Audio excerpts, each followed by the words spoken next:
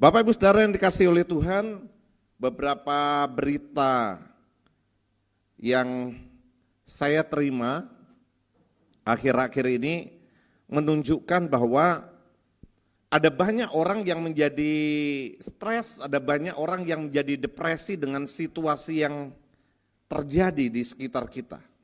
Dan mungkin salah satunya adalah saudara yang merasa bahwa tekanan hidup begitu berat, faktor ekonomi yang menekan kita, pekerjaan tidak mudah lagi kita dapatkan, rupiah tidak mudah lagi kita terima, dan mungkin ada di antara saudara yang juga terpapar COVID-19 dan berbaring tidak berdaya, atau anggota keluarga yang terpapar COVID dan kemudian meninggal. Ada banyak masalah yang terjadi di sekitar kita yang seringkali membuat kita menjadi down, membuat kita menjadi stres, membuat kita menjadi depresi. Saya pikir semua orang yang ada di dunia saat ini sedang mengalami situasi yang seperti ini. Tapi sebagai anak Tuhan, bagaimana kita menyikapi situasi yang seperti ini? Itulah yang terpenting. Kita tidak boleh sama dengan orang dunia yang hilang pengharapan, tetapi biarlah kita tetap berdiri teguh dalam iman kita dalam menghadapi situasi sulit yang terjadi dalam diri kita. Mari Bapak Ibu Saudara, saya undang kita untuk membaca bagian firman Tuhan yang diambil dari 2 Raja-Raja pasal yang ke-6. Kita membaca ayat yang ke-24 sampai dengan ayat yang ke-29 terlebih dahulu. 2 Raja-Raja pasal yang ke-6 ayat yang ke-24, demikian firman Tuhan. Sesudah itu Ben-Hadad Raja Aram menghimpunkan seluruh tentaranya, lalu maju mengepung Samaria. Maka terjadilah kelaparan hebat di Samaria selama mereka mengepungnya, sehingga sebuah kepala keledai berharga 80 sikal perak dan seperempat kap tahi merpati berharga 5 sikal perak. Suatu kali ketika Raja Israel berjalan di atas tembok, datanglah seorang perempuan mengadukan halnya kepada raja sambil berseru, "Tolonglah ya tuanku raja."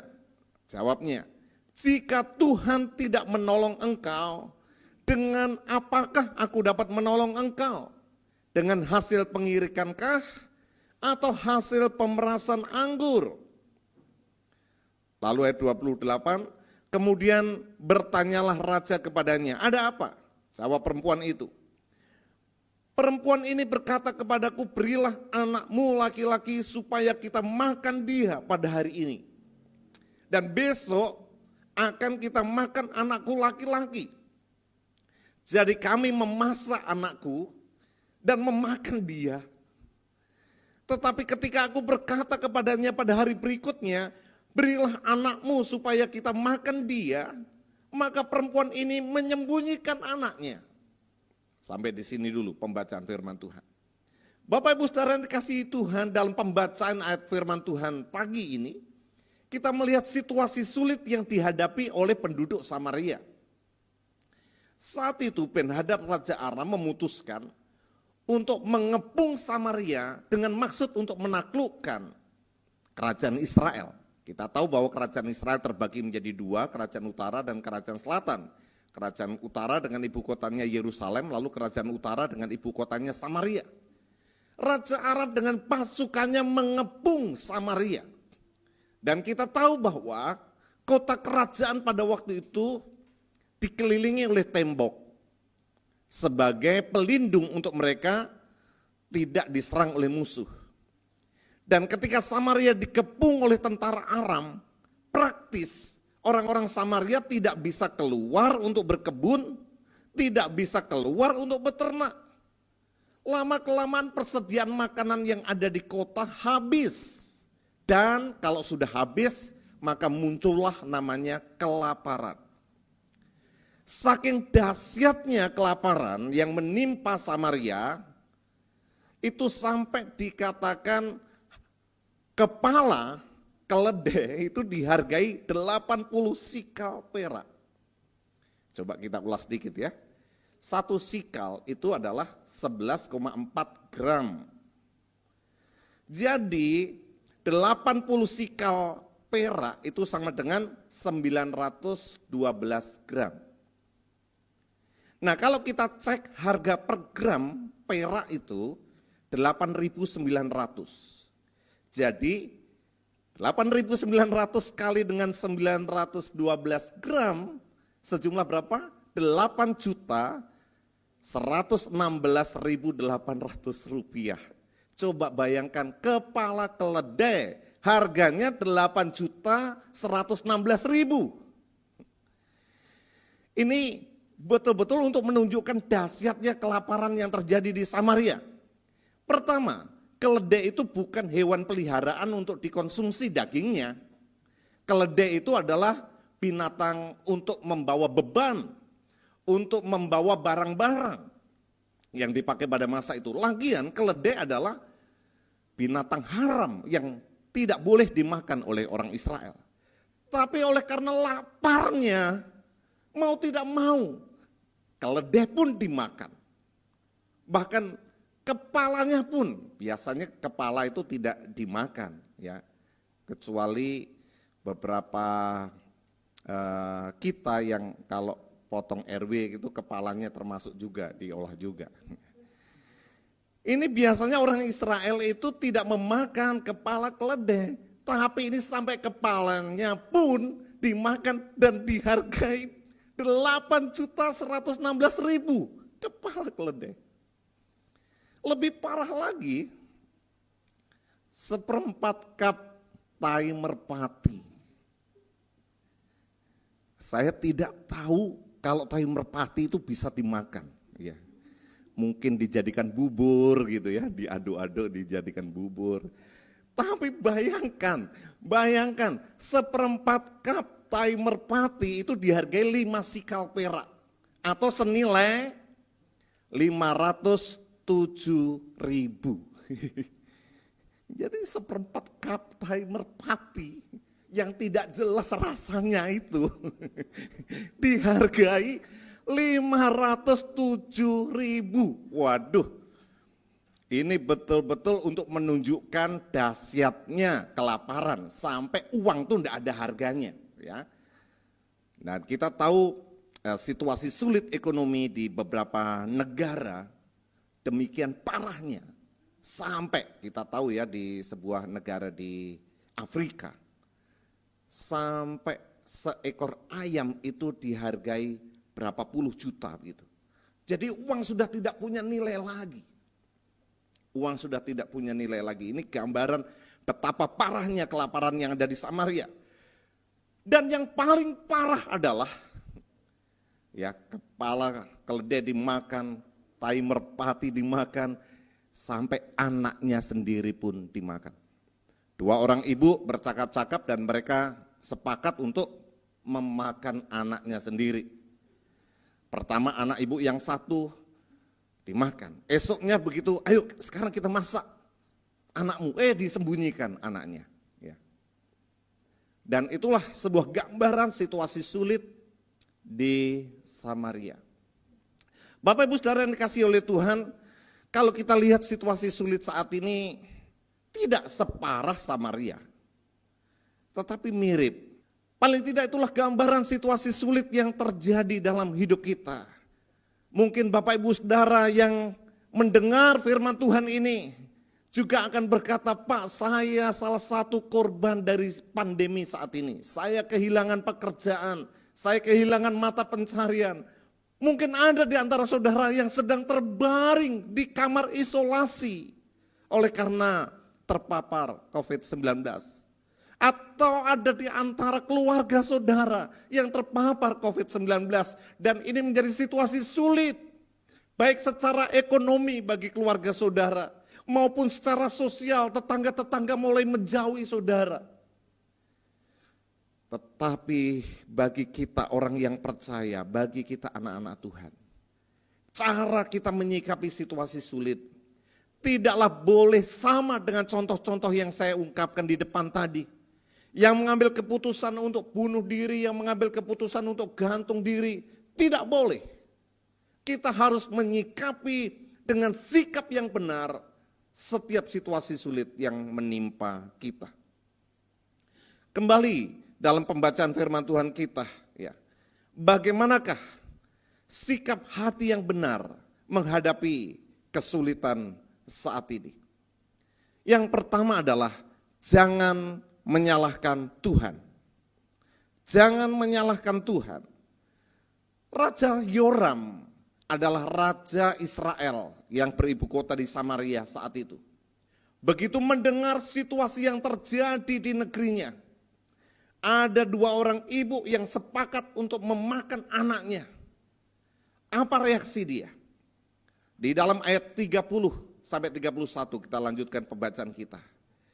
Tatkala raja mendengar perkataan perempuan itu, dikoyakkannyalah pakaiannya, dan sedang ia berjalan di atas tembok, kelihatanlah kepada orang banyak bahwa ia memakai kain kabung pada kulit tubuhnya. Lalu berkatalah raja, beginilah kiranya Allah menghukum aku, bahkan lebih daripada itu, jika masih tinggal kepala Elisa bin Safat di atas tubuhnya sampai pada hari ini. Loncat ke ayat 33, selagi ia berbicara dengan mereka, datanglah raja mendapatkan dia. Berkatalah raja kepadanya, kepada Nabi Elisa, sesungguhnya malapetaka ini adalah daripada Tuhan. Mengapakah aku berharap kepada Tuhan lagi? Ini reaksi yang keliru, reaksi yang parah dalam menghadapi situasi sulit yang terjadi. Raja Yoram, dia berkabung dan kemudian dia mengancam untuk memenggal kepala Nabi Elisa. Dan dia menyalahkan Tuhan sebagai penyebab dari kelaparan yang terjadi di Samaria. Dia menyalahkan Tuhan sebagai penyebab malapetaka yang menimpa atas bangsanya. Ayat 33. Sesungguhnya malapetaka ini adalah daripada Tuhan, katanya. Mengapakah aku berharap kepada Tuhan lagi? Bapak Ibu Saudara yang dikasihi oleh Tuhan, Raja Yoram tidak sadar bahwa penyebab bencana malapetaka yang menimpa dia dan negaranya adalah oleh karena dia mengikuti dosa ayahnya, yaitu Raja Ahab yang dikenal raja paling jahat dalam sejarah orang Israel. Raja Ahab menyembah berhala dan dia mempengaruhi seluruh rakyat untuk juga menyembah kepada berhala.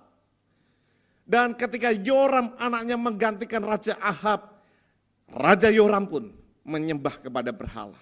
Dan lebih daripada itu, Raja Yoram juga melanjutkan dosa kakeknya yang bernama Yerobeam, memberikan korban-korban di bukit-bukit pengorbanan, yang itu menyakitkan hati Tuhan.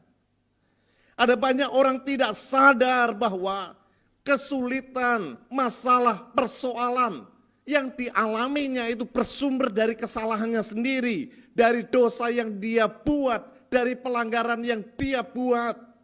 Tapi begitu dia mengalami musibah, begitu dia mengalami malapetaka, selalu menuduh Tuhan.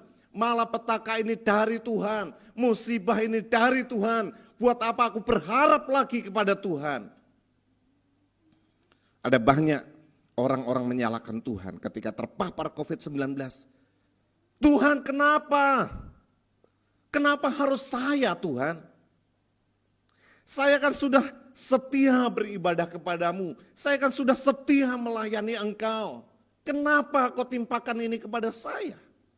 Beberapa kesaksian yang saya dengar, ada hamba-hamba Tuhan ketika terpapar COVID-19. Pada awalnya mereka juga berontak seperti itu. Mereka menyalahkan Tuhan. Tuhan kenapa saya? Saya kan sudah melayani Engkau. Hidup saya sudah untuk Engkau. Kenapa Engkau izinkan terpapar COVID-19? Bapak Ibu Saudara, kita harus tahu bahwa setiap situasi sulit yang terjadi dalam diri kita, ada dua kemungkinan. Yang pertama itu adalah oleh karena dosa dan pelanggaran kita, sama seperti yang dialami oleh Yoram dan Samaria. Karena mereka menyembah berhala, Tuhan izinkan untuk Ben-Hadad Raja Aram mengepung Samaria, menyebabkan kelaparan bagi Samaria. Tetapi juga kemungkinan yang kedua itu adalah sebuah ujian yang Tuhan berikan kepada kita. Itulah sebabnya di dalam Yakobus pasal 1 ayat yang ke-13 dikatakan, apabila seorang dicobai, janganlah ia berkata pencobaan ini datang dari Allah. Sebab Allah tidak dapat dicobai oleh yang jahat, dan ia sendiri tidak mencobai siapapun. Kalau kita lanjutkan ayat selanjutnya, setiap orang dicobai dari keinginan yang ada di dalam dirinya. Jangan menuduh Tuhan, jangan menyalahkan Tuhan sebagai penyebab dari situasi sulit yang terjadi dalam diri kita.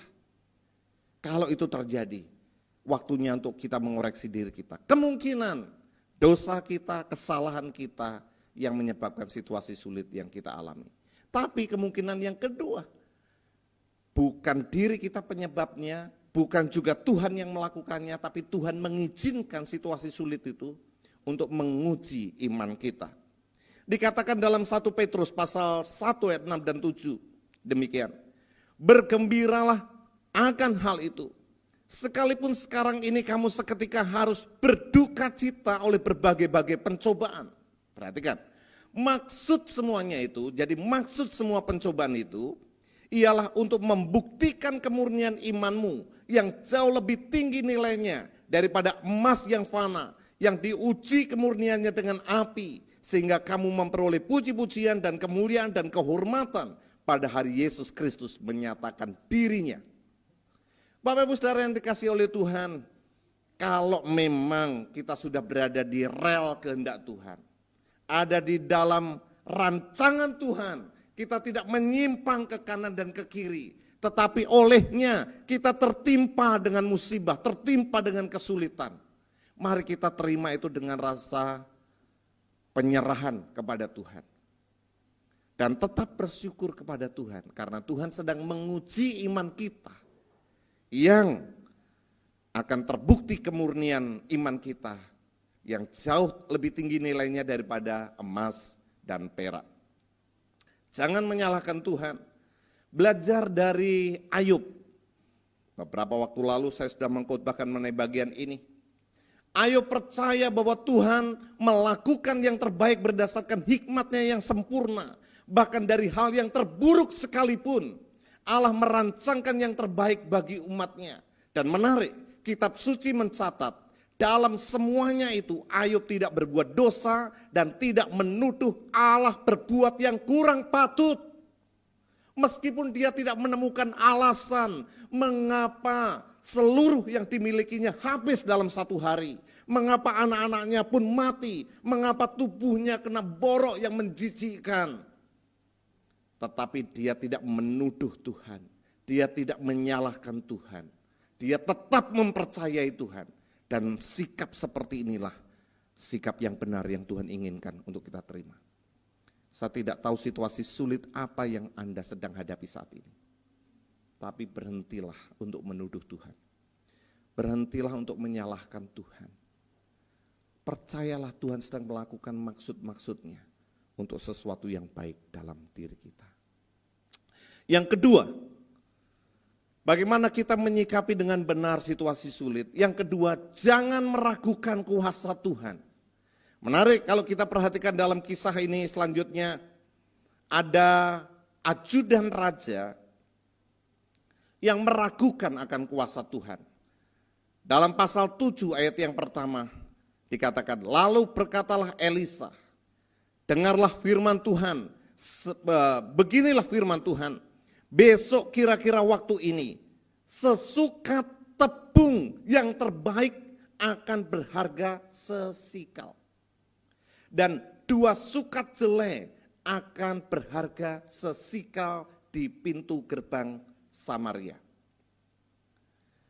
Ayat 2, tetapi perwira yang menjadi ajudan raja menjawab abdi Allah katanya, sekalipun Tuhan membuat tingkap-tingkap di langit, masakan hal itu mungkin terjadi? Jawab abdi Allah, sesungguhnya engkau akan melihatnya dengan matamu sendiri, tetapi tidak akan makan apa-apa daripadanya. Ajudan Raja Yoram dengan tersenyum sinis meledek kepada nubuatan Nabi Elisa bahwa besok akan terjadi bahwa sesukat tepung ya, yang terbaik akan berharga sesikal, hanya berharga 8.000 rupiah. Padahal sebelumnya kepala keledai saja 8 juta. Seperempat kaptai merpati saja 500.000. Kok ini dikatakan sesukat tepung yang terbaik hanya berharga 8.000 saja? Tidak mungkin. Apalagi waktunya hanya 1 hari, nggak mungkin. Itulah sebabnya ajudan Raja Yoram berkata, sekalipun Tuhan membuat tingkap-tingkap di langit, hal itu tidak mungkin terjadi. Tapi Nabi Elisa berkata, sesungguhnya engkau akan melihatnya dengan matamu sendiri, tapi engkau tidak makan apa-apa. Dan itu digenapi. Kalau kita perhatikan di dalam ayat yang ke-17, perhatikan ayat 17, 18, saya bacakan bagi kita. Adapun raja telah menempatkan perwira yang menjadi ajudannya itu mengawasi pintu gerbang. Tetapi rakyat menginjak-injak dia di pintu gerbang. Lalu ia mati sesuai dengan perkataan abdi Allah yang mengatakannya pada waktu raja datang mendapatkan dia. Dan terjadi juga seperti yang dikatakan abdi Allah itu kepada raja. 2 sukat jelai akan berharga sesikal, dan sesukat tepung yang terbaik akan berharga sesikal. Besok kira-kira waktu ini di pintu gerbang Samaria. Lalu kemudian perhatikan dalam ayat 19-20. Pada waktu itu si perwira menjawab abdi Allah itu, sekalipun Tuhan membuat tingkap-tingkap di langit, masakan hal itu mungkin terjadi? Tetapi Elisa berkata, sesungguhnya engkau akan melihatnya dengan matamu sendiri, tetapi tidak akan makan apa-apa daripadanya. Demikianlah terjadi kepada orang itu. Rakyat menginjak-injak dia di pintu gerbang, lalu matilah dia. Bapak Ibu, ketidakpercayaan, keraguan menghalangi orang untuk melihat mujizat Tuhan. Ajudan Raja Yoram ini seorang perwira, tetapi melihat bahwa itu mustahil untuk terjadi. Dia tidak percaya terhadap mujizat Tuhan, dia tidak percaya kepada kuasa Tuhan. Dia melecehkan nubuatan Nabi Elisa. Apa yang terjadi? Justru ketika rakyat berbondong-bondong menyerbu perkemahan Aram yang ditinggalkan begitu saja, mereka menikmati berkat Tuhan. Setelah sekian lamanya mereka kelaparan, mereka berpesta dengan jarahan dari tentara Aram. Tetapi perwira ajudan raja mati terinjak-injak di pintu gerbang Samaria.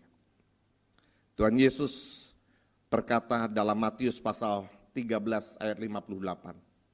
Dan karena ketidakpercayaan mereka, tidak banyak mujizat diadakannya di situ. Ketidakpercayaan menghalangi mujizat Tuhan dinyatakan dalam hidup kita. Kalau saudara dalam situasi sulit ini kemudian berpikir, situasi sulit tidak mungkin lah saya dapat pekerjaan.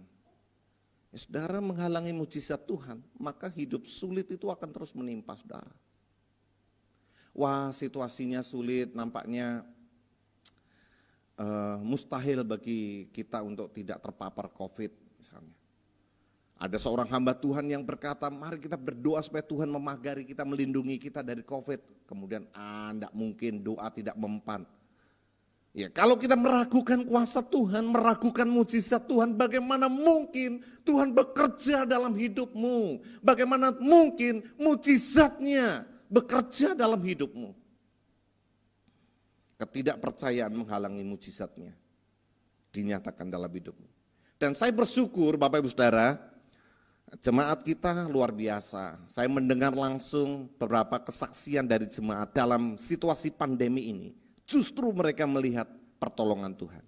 Ada seorang ibu yang bercerita kepada saya, Pak, justru dalam situasi pandemi ini, ketika usaha saya untuk menjual kosmetik mengalami penurunan drastis, orang membeli kosmetik sebagai pilihan yang kesekian.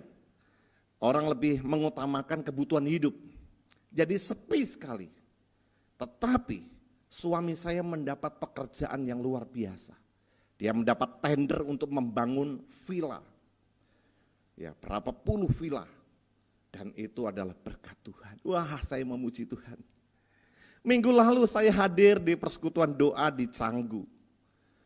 Dan sebelum saya menutup dalam doa, saya berkata, adakah yang ingin saya doakan? Lalu ada 2-3 orang yang bersaksi bahwa mereka membeli motor baru.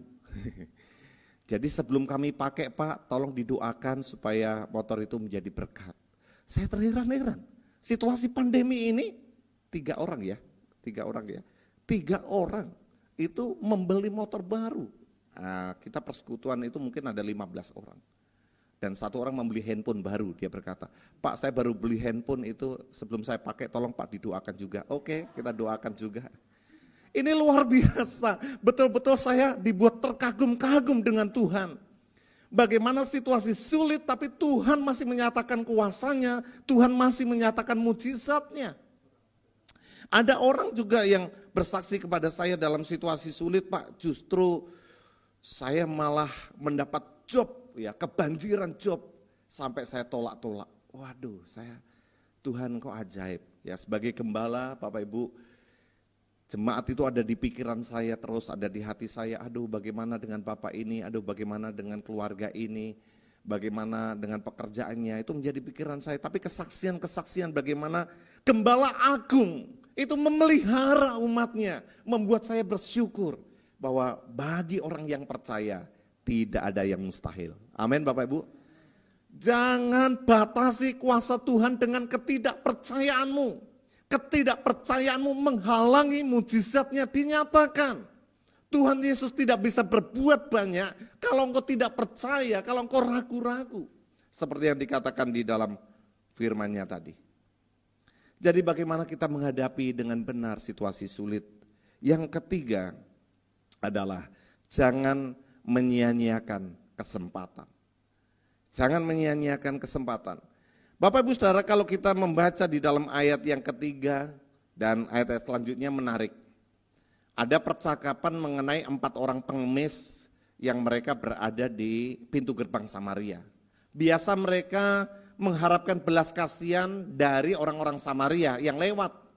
Mereka mendapatkan makan dari belas kasihan orang-orang Samaria. Tapi bagaimana Samaria sedang kelaparan? Kalau mereka diam di pintu gerbang, mereka akan mati karena kelaparan. Kalau mereka masuk ke kota Samaria, sama saja mati juga karena di sana juga tidak ada makanan. Kalau mereka menyeberang ke perkemahan Aram, nah itu ada kemungkinan mereka dibunuh atau kemungkinan mereka dapat makan. Jadi pilihannya mereka masuk ke tentara Aram. Coba kita baca saja supaya kita bisa mengerti. Ayat 3, 4 orang sakit kusta ada di depan pintu gerbang. Berkatalah yang seorang kepada yang lain, mengapakah kita duduk-duduk di sini sampai mati? Jika kita berkata baiklah kita masuk ke kota, padahal dalam kota ada kelaparan, kita akan mati di sana. Dan jika kita tinggal di sini, kita akan mati juga. Jadi sekarang marilah kita menyeberang ke perkemahan tentara Aram. Jika mereka membiarkan kita hidup, kita akan hidup. Dan jika mereka mematikan kita, kita akan mati. Tapi ada pilihan, ada kesempatan mereka bisa hidup. Kemudian dalam ayat yang kelima, lalu pada waktu senja bangkitlah mereka masuk ke tempat perkemahan orang Aram. Tetapi ketika mereka sampai ke pinggir tempat perkemahan orang Aram itu, tampaklah tidak ada orang di sana. Sebab Tuhan telah membuat tentara Aram itu mendengar bunyi kereta, bunyi kuda, bunyi tentara yang besar, sehingga berkatalah yang seorang pada yang lain, sesungguhnya Raja Israel telah mengupah raja-raja orang Het dan raja-raja orang Misraim melawan kita, supaya mereka menyerang kita. Lalu kemudian dalam ayat 7, Karena itu bangkitlah mereka melarikan diri pada waktu senja dengan meninggalkan kemah dan kuda dan keledai mereka serta tempat perkemahan itu. Dengan begitu saja mereka melarikan diri menyelamatkan nyawanya. Ketika orang-orang yang sakit kusta itu sampai ke pinggir tempat perkemahan, masuklah mereka ke dalam sebuah kemah lalu makan dan minum. Wah, sudah lapar sekian lamanya, ada makan, mereka santap. Sesudah itu mereka mengangkut dari sana emas dan perak dan pakaian. Bukan hanya makanan, tapi emas, perak, pakaian. Kemudian pergilah mereka menyembunyikannya. Lalu mereka kembali masuk ke dalam kemah yang lain dan mengangkut juga barang-barang dari sana. Kemudian pergilah mereka menyembunyikannya. Sampai kemudian ayat 9, perhatikan. Lalu berkatalah yang seorang kepada yang lain, tidak patut yang kita lakukan ini. Hari ini ialah hari kabar baik, tetapi kita ini tinggal diam saja. Apabila kita menanti sampai terang pagi, maka hukuman akan menimpa kita. Jadi sekarang marilah kita pergi menghadap untuk memberitahukan hal itu ke istana raja. Sampai seseorang mengingatkan mereka, tidak patut yang kita lakukan, tidak baik yang kita lakukan. Kita berkelimpahan makanan, kita menikmati jarahan ada emas, perak dan pakaian. Kita berkelimpahan, tapi di Samaria terjadi kelaparan, tidak patut yang kita lakukan ini. Lalu kemudian mereka memberitahukan hal itu ke raja, dan kemudian raja mengutus beberapa pengintai. Betulkah berita yang dibawa oleh pengemis? Dan ternyata betul, perkemahan Aram itu sudah kosong, sebab tangan Tuhan yang campur tangan, sehingga orang-orang Aram itu meninggalkan kemahnya begitu saja. Lalu kemudian rakyat berbondong-bondong keluar dari kota Samaria dan menyerbu kemah-kemah Aram dan menjarah semua yang ditinggalkan oleh tentara Aram. Karena apa? Karena kesaksian, karena kabar baik yang dibawa oleh pengemis tersebut. Bapak Ibu Saudara yang dikasihi oleh Tuhan, saat ini memang situasi pandemi. Tetapi situasi yang sulit adalah peluang terbaik bagi kita untuk menjadi saksi. Bapak Ibu Saudara, belum tentu pandemi ini akan terjadi dalam tahun-tahun ke depan. Ingatkah kita kapan terakhir pandemi terjadi? Flu Spanyol yang menewaskan jutaan orang yang disebut sebagai pandemi global terjadi pada tahun 1918, lebih dari 100 tahun yang lalu. Dan tidak pernah terjadi lagi, sampai saat ini baru terjadi pandemi lagi. Jadi belum tentu 10, 20, 50 tahun, 60 tahun ke depan akan terjadi saat seperti yang sekarang kita jalani. Ini adalah situasi yang sulit, tetapi juga ini adalah peluang yang terbaik. Untuk apa? Untuk kita membawa kabar baik. Kabar baik apa? Kabar baik bahwa ada pengharapan di dalam Tuhan Yesus. Bapak Ibu Saudara, saya memperhatikan di video-video di kota Wuhan, awal-awal mulainya pandemi COVID-19 ini. Orang-orang percaya, mereka memberitakan Injil di jalan-jalan, mereka memberitakan kabar baik. Siapa tahu orang yang dijumpainya adalah hari terakhir bagi mereka sebelum mereka terpapar COVID dan akhirnya meninggal. Itu adalah kesempatan terbaik mereka mendengar Injil Yesus Kristus, mendengar kabar baik supaya mereka diselamatkan oleh Tuhan. Ini adalah kesempatan. Bapak Ibu Saudara, banyak orang yang putus asa, banyak orang yang stres, banyak orang yang depresi. Saudara dan saya memiliki kabar baik, pengharapan dalam Yesus Kristus. Adakah itu hanya menjadi milik kita? Ingatkah perkataan pengemis? Tidak patut yang kita lakukan. Kalau kita hanya berdiam diri menikmati kabar baik, yang penting saya kapanpun kena COVID, mati saya masuk surga. Tidak peduli dengan yang lain. Itu tidak patut yang kita lakukan. Kita harus memberitakan kabar baik ini. Ada pengharapan di dalam Tuhan Yesus. Hidup kekal, masuk dalam kerajaan surga bagi orang yang percaya kepada Tuhan Yesus. Lalu kabar baik apa? Kesempatan terbaik apa dalam situasi pandemi? Ini adalah kesempatan yang terbaik untuk kita menolong dan berbagi bagi sesama yang membutuhkan. Saudara, tidak patut, kata pengemis tadi, tidak baik, tidak layak saudara mengumpulkan harta di bank, tabungan saudara banyak, ya, rekening saudara gendut, dan saudara mempunyai deposito simpanan puluhan juta, mungkin ratusan juta, atau mungkin ada yang miliaran. Tapi di luar sana ada orang kelaparan, hanya untuk makan sesuap nasi saja mereka tidak bisa. Sedangkan saudara kelimpahan, tidak patut, tidak baik, tidak layak yang saudara lakukan. Jangan kehilangan kesempatan, justru ini adalah waktu yang terbaik untuk kita bisa berbagi bagi sesama. Jangan kehilangan kesempatan. Dan kesempatan apa supaya kita tidak lewatkan? Kesempatan terbaik untuk hidup kita menjadi berkat bagi orang lain. Karena kesaksian 4 orang pengemis, 1 kota terselamatkan. Saudara, jadilah berkat di tengah-tengah pandemi ini. Jangan hanya mengasihani diri sendiri, tetapi lihatlah apa yang bisa kita buat, apa yang bisa kita lakukan, apa yang bisa kita bagikan, apa yang bisa kita kerjakan dalam situasi ini, supaya hidup kita jadi berkat bagi sesama. Jadi akhirnya bagaimanakah kita menyikapi situasi yang sulit yang sedang terjadi menimpa kita saat ini? Yang pertama, jangan engkau menyalahkan Tuhan.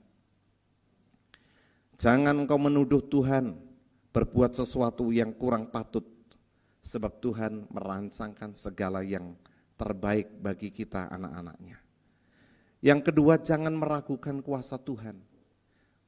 Ketidakpercayaanmu, keraguanmu menghalangi mujizat kuasanya dinyatakan dalam hidup kita. Yang ketiga, jangan kehilangan kesempatan. Ini adalah kesempatan yang terbaik untuk kita membawa kabar baik, untuk kita berbagi, untuk kita jadi berkat bagi sesama. Tuhan Yesus memberkati.